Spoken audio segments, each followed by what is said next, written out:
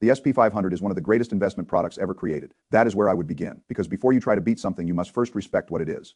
Most people do not understand how difficult it is to outperform a broad, low-cost, diversified index of the largest companies in the United States over long periods of time. They think beating the market is simply a matter of finding a better product, reading a better headline, watching a smarter person, or choosing a hotter sector. That is not how the machine works. The S&P 500 is powerful because it gives an ordinary investor ownership in the productive capacity of American capitalism. It owns companies that make food, software, chips, medicine, machines, energy, insurance, payments, cloud infrastructure, restaurants, industrial equipment, consumer goods, and many other parts of the economy. It automatically removes companies that become too weak and adds companies that become large and important enough to enter the index. That is a very important point. The S&P 500 is not static, it is a living filter. If a company becomes less relevant, it can eventually be removed. If another company grows into one of the largest and most important businesses in the market, it can be added. This is part of why the index has survived so many market cycles. It does not depend on one CEO, one company, one product, one government, or one decade. It is not perfect, nothing is, but it has been a remarkable wealth-building machine over a long period. People often refer to the S&P 500 as producing roughly 10% annualized returns before inflation, though the exact number depends on the period measured. The important lesson is not the precise decimal. The important lesson is that broad ownership of productive companies held for a long time has historically compounded wealth through recessions. Wars, crashes, inflation, bubbles, and political change. That is already very good. So when someone asks how to beat the S&P 500, I do not start from the assumption that beating it is easy. I start from the assumption that beating it requires accepting trade-offs. Higher return usually means higher concentration, higher volatility, higher sector risk. Higher drawdowns, higher behavioral risk, or some combination of those, that is the trade. There is no free lunch, but there is a meaningful point in the source argument. You do not need to beat the S&P 500 by an absurd amount to change the outcome dramatically. You only need a modest difference sustained for a long time. That is how compounding works. Small differences become large differences when time is long enough. If you invest $10,000 once and it compounds at 10% for 10 years, it grows to about $26,000. That is good, but if it compounds at 13%, it grows to about $34,000 at 15%, around $40,000 at 17%, around $48,000 over 10 years. The difference is noticeable, but maybe not life-changing. The difference becomes enormous. At 10%, that same $10,000 can become about $174,000 at 13%, around $395,000 at 15%, around $662,000 at 17%, close to $1.1 million. That is the lesson. Time magnifies small edges, but time also magnifies mistakes. If the edge is real and sustainable, the result can be powerful. If the edge is an illusion and you chase a hot sector at the wrong time, the result can be painful. That is why you must understand what you own, why it may outperform, what risks come with it, and whether you can hold it through the periods when it underperforms. This is where many investors fail. They want the higher return, but they do not want the volatility required to pursue it. They want the upside of technology, but not the drawdowns of technology. They want the power of semiconductors, but not the brutal cyclicality of semiconductors. They want the performance of momentum, but not the whiplash when momentum reverses. They want the defense spending theme, but may not have thought through whether it fits their moral compass. They want to beat the market, but they panic the first time their chosen fund falls harder than the market. That is not a portfolio problem only. It is a behavior problem. The biggest investment risk for most people is not that the fund is imperfect. The biggest risk is that they cannot hold the fund they bought. So before I discuss any ETF, I want to make the principle clear. Beating the S&P 500 is not only a question of what you buy, it is a question of whether you can survive the path. The path matters. An investment can have a higher long-term return and still be worse for you if you sell it during a downturn.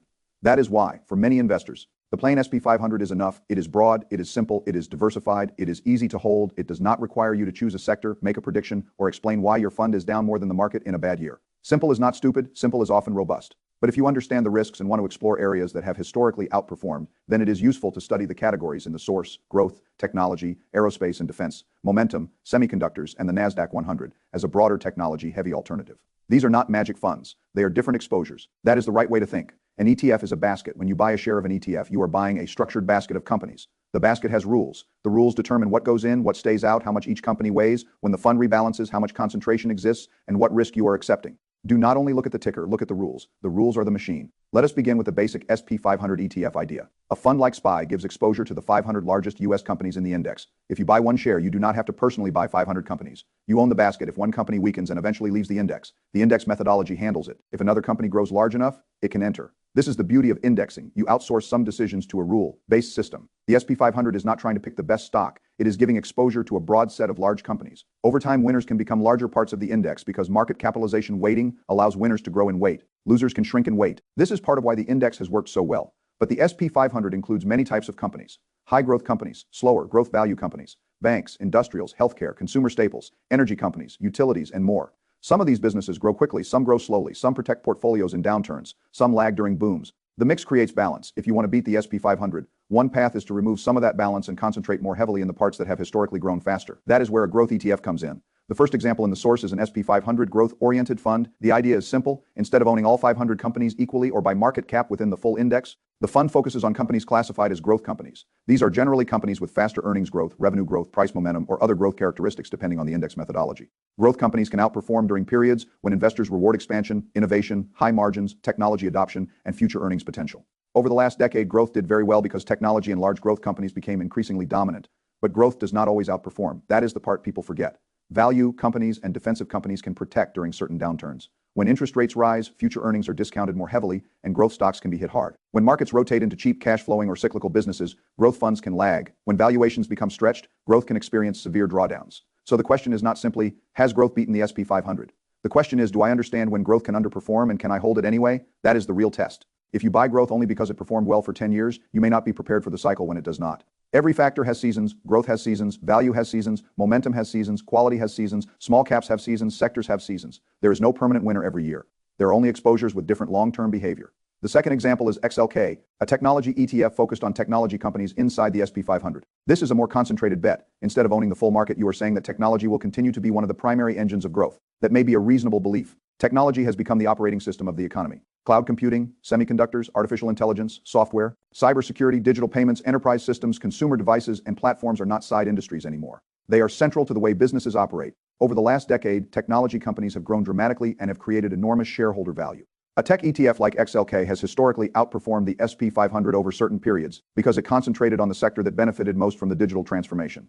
But again, the risk is concentration. A technology ETF is not the same as the S&P 500. It may hold fewer companies. It may be heavily weighted toward a few giants. It may depend on valuations remaining elevated, earnings continuing to grow, and technology spending remaining strong. If the tech sector falls, the fund can fall much more than the broad market. This is the trade: higher potential return, higher concentration. Higher volatility investors often focus only on the return number. They say this fund averaged 21% per year over the last decade. That is powerful. But the right follow-up question is, what did it feel like to hold it during the worst drawdown? If you cannot hold through the drawdown, the average return does not belong to you. It belongs only to the investor who stayed. That is why I think about ownership in terms of temperament. The market does not pay you for what you buy if you cannot hold it. The third example is aerospace and defense, represented in the source by a defense and aerospace ETF. This is an interesting category because it is driven by a different set of forces than consumer technology. Defense spending is not purely dependent on consumer sentiment, retail demand, or short-term economic cycles. It depends heavily on government budgets, geopolitics, national security, military modernization, weapon systems, aerospace, satellites, cyber defense, and global conflict risk. This can make defense companies more resilient in certain environments. When geopolitical tensions rise, governments tend to spend more on defense. Even during recessions, national security spending does not necessarily disappear. Large defense contractors often have long-term contracts, government relationships, and backlogs that can make revenue more visible. That is why defense can be attractive financially. But it also raises a moral question. Some people are comfortable owning defense companies. Some are not. That is not a small issue. An investment must make sense financially, legally, and morally for the person who owns it. Financially, the asset must have a reasonable chance to help the portfolio. Legally, it must be allowed. Morally, you must be able to sleep owning it. I cannot decide that for another person. I can only say that capital allocation is never entirely separate from values. If an investment makes you uncomfortable enough that you will not hold it or you do not want to profit from that activity, then it may not belong in your portfolio for someone else. The view may be different. They may believe defense spending is necessary in a dangerous world. They may view these companies as part of national security and deterrence. That is their moral calculation. This is why investing is personal. The market gives choices. You must decide which choices fit your principles. The fourth example is a momentum ETF represented by SMO. Momentum is a powerful but psychologically difficult concept. It is based on the idea that stocks that have been going up strongly may continue to go up for a period of time. This may happen because investors underreact to good news, institutions gradually build positions, trends persist, earnings expectations keep rising, and capital flows chase strength. Momentum has been studied extensively. It can work, but it can also reverse sharply. Momentum strategies often buy what is already strong and sell what is weakening. That can be effective during trending markets. But when leadership reverses, momentum can suffer. A fund may rotate into companies after they have already risen and then get hit when the trend turns. It may also trade more than a broad passive index depending on methodology. The source frames this as more trading-oriented but still inside S&P 500 companies, which reduces some risk because the fund is drawing from large, established companies rather than small speculative names. That is important. Momentum inside the S&P 500 is different from chasing microcap penny stocks, but the behavioral risk remains. If you own a momentum fund, you must accept that it may look brilliant during strong trends and disappointing during reversals. You must understand that it is a rules-based strategy, not a guarantee. The fifth example is SMH, a semiconductor ETF. This is the most explosive category in the source. Semiconductors have been one of the most important industries in the world because chips are the brains inside modern technology. Phones, cars, AI servers, data centers, military equipment, medical devices, cloud infrastructure, consumer electronics, industrial automation, and many other systems depend on semiconductors. In the AI era, semiconductors have become even more important.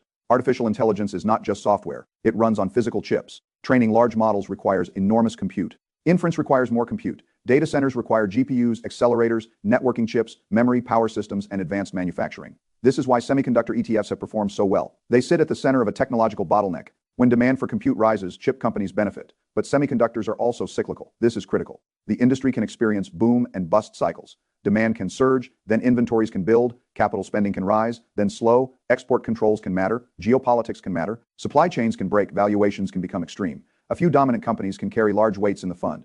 An ETF like SMH can produce extraordinary returns during the right cycle, but it can also fall hard when the cycle turns. This is why semiconductor exposure should be sized carefully. If you believe AI, data centers, and advanced computing will continue expanding, semiconductor exposure may make sense, but if you buy after a massive run and cannot tolerate volatility, you may be setting yourself up for a painful experience. Again, the question is not whether the theme is real. The question is whether the price, position size, and time horizon make sense. A real theme can still be a bad investment if bought at the wrong valuation or held with the wrong temperament. The bonus example is QQQ, the Nasdaq 100 ETF. QQ owns the 100 largest non-financial companies listed on the Nasdaq. In practice, this gives heavy exposure to technology and growth-oriented companies, though it is not a pure technology ETF. It contains many of the largest and most innovative companies in the market. The appeal is clear. Over long periods, QQQ has historically outperformed the S&P 500 in many measured timeframes because it has concentrated exposure to the companies that benefited most from technology, digital platforms, cloud, software, and growth. But the trade-off is volatility. When markets rise, QQQ can rise faster than the S&P 500. When markets fall, QQ can fall faster. That is the cost of concentration. People like the first part and underestimate the second. They buy QQQ because they see long-term outperformance. Then a crash arrives, and they discover that their actual risk tolerance was lower than they thought. This is why I would never discuss QQ or any higher growth ETF without discussing behavior. A good fund held badly becomes a bad investment. A volatile fund requires a long-term mindset and a strong stomach. Now, how should an investor use these ideas? Not by selling everything and buying the hottest ETF. That would be the wrong lesson. The right lesson is to think in layers. The S&P 500 can be the core. It gives broad exposure, diversification, and a proven long-term structure around that core. An investor who wants more growth may add smaller allocations to growth, technology, semiconductors, momentum, defense, or the Nasdaq 100. The size matters. A 10% allocation to a higher risk theme is very different from putting your whole portfolio into it. A small satellite position can improve returns if it works, but it will not destroy the portfolio if it underperforms. A massive allocation can make your entire financial future depend on one factor, one sector, or one cycle that is not prudent for most people. This is why I ask, what role does this fund play? Is it the core? Is it a satellite? Is it a tactical tilt? Is it a long-term thematic bet? Is it something you can keep buying through a 40% decline? If you cannot answer the role question, you are probably buying based on past performance. That is dangerous. Past performance is evidence but not destiny. An ETF that outperformed over the last decade did so under specific conditions: low rates, strong technology adoption, AI optimism, large cap leadership, liquidity, globalization in some areas, specific sector dynamics. The next decade may be different. Technology may continue to lead, or value may return. Semiconductors may continue to dominate, or valuations may compress. Defense may benefit from geopolitics, or budgets may shift. Momentum may work, or reversals may punish it. No one knows for sure. That is why diversification remains important even when chasing higher returns. Now let us talk about the compounding math again, because this is the seduction and the danger. The difference between 10% and 13% over decades is enormous. That is why investors naturally search for ways to improve returns. It is rational to care about return differences. A few percentage points compounded over 30 years can change retirement age, net worth, financial flexibility, and legacy. But the pursuit of higher return can also destroy people. They see the math and become impatient. They think 10% is not enough. They chase 15, 20, 30%. They rotate into whatever did best over the last decade. Then a downturn arrives. They sell. They reset. They chase something else. They never actually capture the long-term return because they cannot hold the strategy long enough. The return on paper and the return in the investor's account are often different.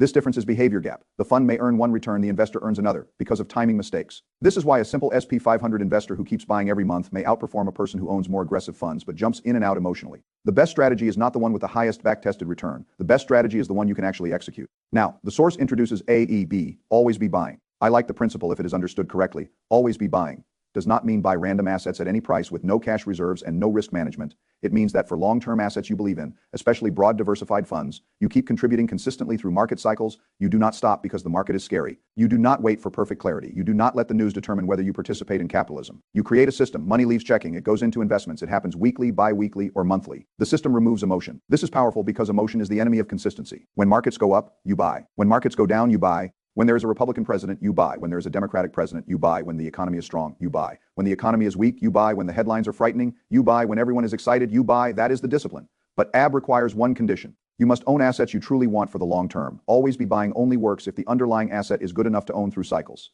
It can work with broad diversified funds, high-quality ETFs, and long-term exposures that you understand. It does not mean always be buying a weak company, a broken theme, a bad fund, or something you do not understand. Discipline applied to a bad asset is not virtue, it is stubbornness. So first choose good assets, then build the habit of buying consistently. The second principle is BTD, buy the dip.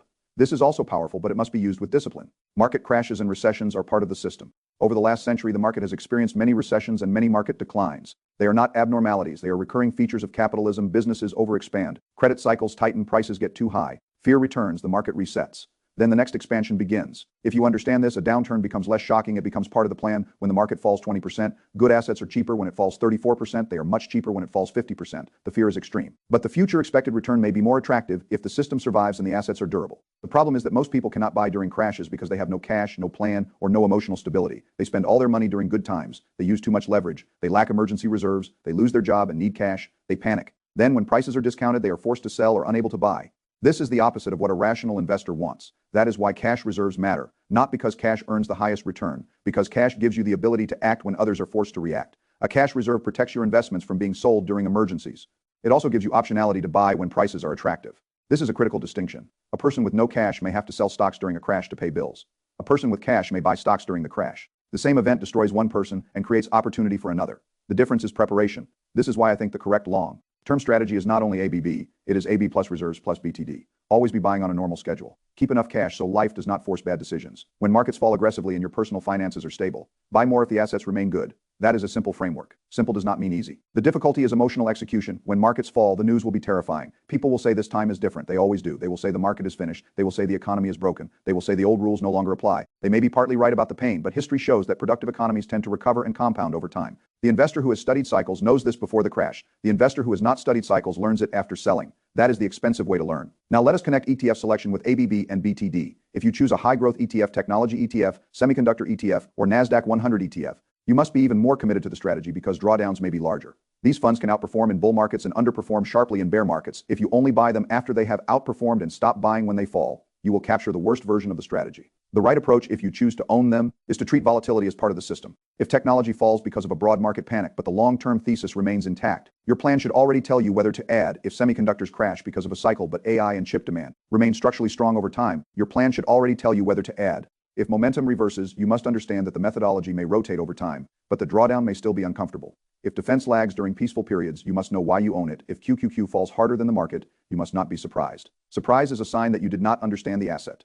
Now let us talk about risk in another way. There are different kinds of risk. There is volatility risk, the price moves up and down. There is concentration risk, too much of the fund depends on one sector or a few companies. There is valuation risk, you pay too much for future growth. There is behavioral risk, you sell at the wrong time. There is opportunity cost risk, you choose a fund that underperforms for years while other opportunities do better. There is moral risk, you own something that conflicts with your values. There is liquidity risk, though most major ETFs are liquid. There is fee risk, usually lower in ETFs than active mutual funds, but still worth checking. A good investor names the risks before buying. An emotional investor discovers them during the crash. Now let us go through the ETF categories again as a decision system. The broad SP 500 is the benchmark growth ETF's tilt toward faster growing companies and may do well in innovation-led markets but can underperform when value or defensive sectors lead. Technology ETFs concentrate in the sector that has driven much of modern economic growth, but they depend heavily on technology valuations and earnings. Aerospace and defense ETFs are tied to government spending, geopolitics, military budgets, and long-term contracts, but may raise moral questions and have political risks. Momentum ETFs follow strength and can capture market leadership, but can reverse sharply and may require faith in the methodology. Semiconductor ETFs target the chip ecosystem, which is central to AI, data centers, devices, vehicles, defense, and medical technology. But the industry is cyclical and volatile. QQQ provides broader exposure to large Nasdaq-listed non-financial companies, mostly technology and growth, but with higher volatility than the SP 500. Each one is a tool. No tool is perfect. The question is which tools fit your portfolio. Now suppose someone wants to retire 10 years faster. The source title uses that idea because higher returns can shorten the time needed to reach a retirement target. That is mathematically true if higher returns occur and if the investor stays consistent. But there is another way to retire faster that is often more controllable. Save more. If you chase higher returns but keep a low savings rate, you may still move slowly. If you raise your savings rate and earn reasonable returns, you can dramatically improve the timeline. The strongest combination is a high savings rate plus disciplined long-term investing plus intelligent risk. Do not rely only on higher ETF returns to rescue a weak savings habit. That is a mistake. A person saving 5% of income and hoping SMH or QQ will do all the work may be disappointed. A person saving 20 or 30% and investing consistently may not need heroic returns. Returns matter, savings rate matters too. Behavior matters most. This is where many people misunderstand compounding. They focus on the rate of return because it is exciting, but the amount invested and the time invested are just as important. Return is only one variable. Capital added regularly can matter more than the difference between two funds, especially early in the journey if you invest only $10,000 once. The return matters a lot if you invest $1,000 every month for decades. The habit becomes powerful. If you combine both a strong contribution rate and slightly higher returns, the outcome can become enormous. But again, higher returns must be real and sustainable enough to hold through volatility. Now let us discuss the common mistake of performance chasing. A fund that has beaten the S&P 500 over the last 10 years may have done so because its sector was in a favorable cycle. If you buy it now, you are not buying the last 10 years. You are buying the next 10 years. This is critical. Past performance can show what is possible. It can reveal structural advantages. It can point to trends, but it cannot promise the future. The investor must ask, will the conditions that drove past outperformance continue? Is the fund now expensive? Is the sector crowded? Are earnings still growing fast enough? Are margins sustainable? What happens if interest rates remain high? What happens if the economy slows? What happens if leadership rotates? What happens if a few top holdings stumble? These questions do not mean you should avoid the fund. They mean you should understand the bet. If the only reason you own an ETF is that it performed well recently, you do not own a thesis. You own a memory. Markets do not pay for memories. They pay for future outcomes. Now let us talk about the importance of fees, even though the source focuses more on returns. ETFs usually have lower fees than active mutual funds, but fees still matter. A low-cost ETF allows more of the return to stay with the investor. When you compound over decades, even small expense differences can matter before buying any ETF. Look at the expense ratio, look at holdings, look at concentration, look at turnover. Look at index methodology, look at liquidity, look at tracking error, look at how it behaved in past downturns. This does not require a PhD, it requires attention. Many investors buy tickers without reading what they own. That is dangerous. If you own a semiconductor ETF and do not know the top holdings, you may be surprised by how concentrated it is. If you own QQ and think it is broad market exposure, you may underestimate tech exposure. If you own a defense ETF and do not know the companies, you may not understand the moral or political exposure. Read the fund. That is basic stewardship. Now let us address taxes briefly because the source transitions into tax advice at the end. Taxes matter because returns are not what you earn before tax. Returns are what you keep after taxes, fees, inflation, and behavior. ETFs can be tax efficient, but not always in every account or situation. Holding funds in tax-advantaged accounts like retirement accounts can improve after tax compounding. High turnover strategies may be less tax efficient. Dividends and capital gains distributions can matter. Selling to chase performance can create taxable events. A good tax advisor can be valuable, especially for business owners, high earners, and people with complex situations, but the general principle is simple. Do not ignore taxes. A higher pre-tax return may not be higher after tax if the strategy creates inefficient taxable income or frequent trading. A lower cost tax-efficient strategy held long-term can be powerful. Taxes are part of the compounding equation. Now let us return to the long-term investor. If you are young, you can often accept more volatility because time is on your side. You may choose to tilt toward growth, technology, QQQ, or semiconductors. If you understand the risks, you may keep a broad S&P 500 core and add aggressive satellites. If you are near retirement, the same tilt may be too risky. A 50% drawdown in a concentrated growth fund can be very damaging if you need the money soon. You may still own equities, but the balance between growth and stability matters more. If you are retired, cash flow, sequence risk, and volatility become even more important. A fund that can beat over 30 years may still be difficult if it falls hard during the first years of retirement. Time horizon matters. A good asset for a 25-year, old may be too aggressive for a 70-year. Old, there is no universal portfolio. There is a universal principle: match the asset to the need. Now let us talk about drawdowns. A broad S&P 500 fund can fall 20, 30, or 50% in severe periods. That has happened historically. A technology or semiconductor fund can fall even more. If you are not prepared for this, you will be tempted to sell before buying a higher return ETF. Imagine the account value cut in half. Would you buy more? Would you hold? Would you panic? Would you blame the fund? Would you switch strategies? If you cannot answer, honestly reduce the position. This is not pessimism, it is risk management. The best time to think about a crash is before the crash. The worst time is during the crash. Now let us connect AB and BTD to cash reserves again. A person cannot always be buying and buy the dip if every dollar is already committed. This is why the source emphasizes having cash reserves and not spending all your money. The reserve is not there because you are trying to time the market perfectly. It is there because life and markets both create shocks. Emergency fund first, then consistent investing, then opportunistic buying during downturns if you have extra capital. This is robust. Without cash reserves, a market crash plus job loss can force you to sell. With cash reserves, a market crash may become an opportunity. The same recession can produce different outcomes depending on preparation. That is how cycles create millionaires. Not because crashes are pleasant, they are painful, but because assets become cheaper and prepared investors can buy while unprepared investors are forced to sell. Cycles transfer wealth from the impatient and overextended to the patient and prepared. This is one of the oldest market principles. Now let us discuss the emotional side of buying dips. It sounds easy in a calm market. It is hard during fear. In 2020, when markets fell quickly, many people were terrified. In 2022, when inflation surged and stocks fell, many people lost confidence.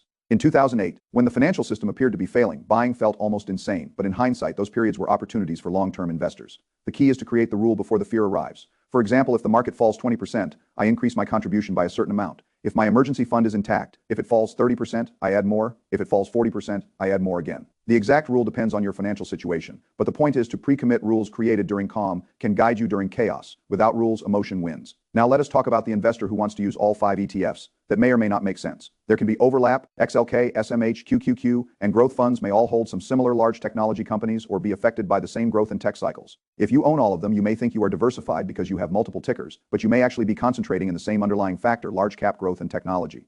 This is called overlap risk. Multiple funds can still create one bet, If you own SP 500, QQQ XLK SMH, and a growth ETF, your portfolio may be heavily tilted toward mega-cap technology and semiconductors. That can be good if the theme continues. It can be painful if leadership rotates.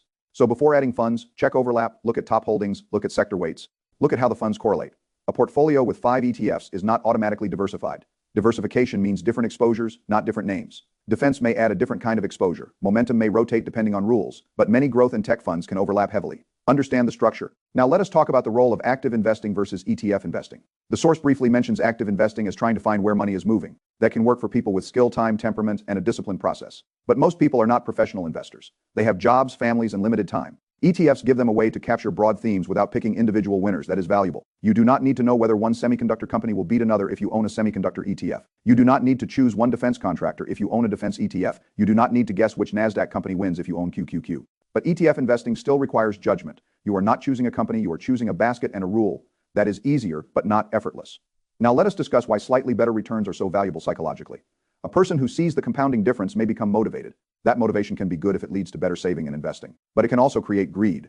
The investor may begin chasing every higher return product. They may see 33% annualized semiconductor returns and assume the future will look the same. That can be dangerous. High returns attract competition. High returns attract capital. High returns raise valuations. High returns can pull future returns forward. This means the best past performing fund may not always be the best future performing fund. The market is adaptive. When everyone sees a theme, the price changes. This is why humility matters. Use past performance as a clue, not a guarantee. Now let us talk about how to retire faster using this framework. There are 3 levers. First, invest more money. Second, invest for a longer time. Third, earn higher returns. The third lever is the most exciting, but also the least controllable. The first lever is often more controllable. The second lever requires starting early and staying consistent. If you want to retire 10 years faster, do not rely only on finding the perfect ETF. Increase your savings rate. Avoid high-interest debt. Keep housing and car costs controlled. Invest automatically. Use tax-advantaged accounts. Add thoughtful tilts if they fit your risk tolerance. Buy more during downturns if you are financially prepared. That combination can materially change the timeline. A high-return ETF cannot save a broken spending system. A disciplined savings system can build wealth, even with ordinary returns. This is the truth many people do not want because it requires behavior change.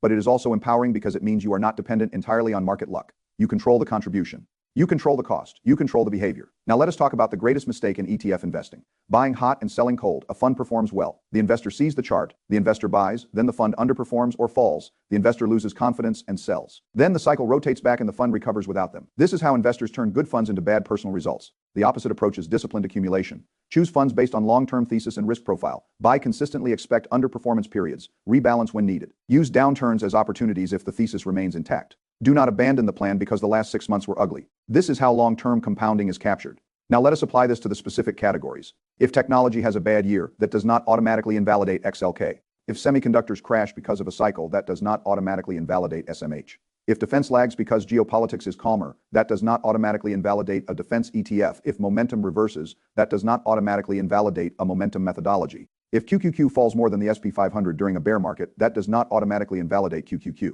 The thesis must be evaluated against the reason for decline. Was the decline caused by a temporary cycle? Was it caused by valuation compression? Was it caused by permanent impairment? Was it caused by sector leadership rotation? Was it caused by the methodology changing exposure? Different causes require different responses. Do not treat every decline the same. Now let us talk about the importance of not blindly trusting anyone, including someone presenting ETFs on the internet.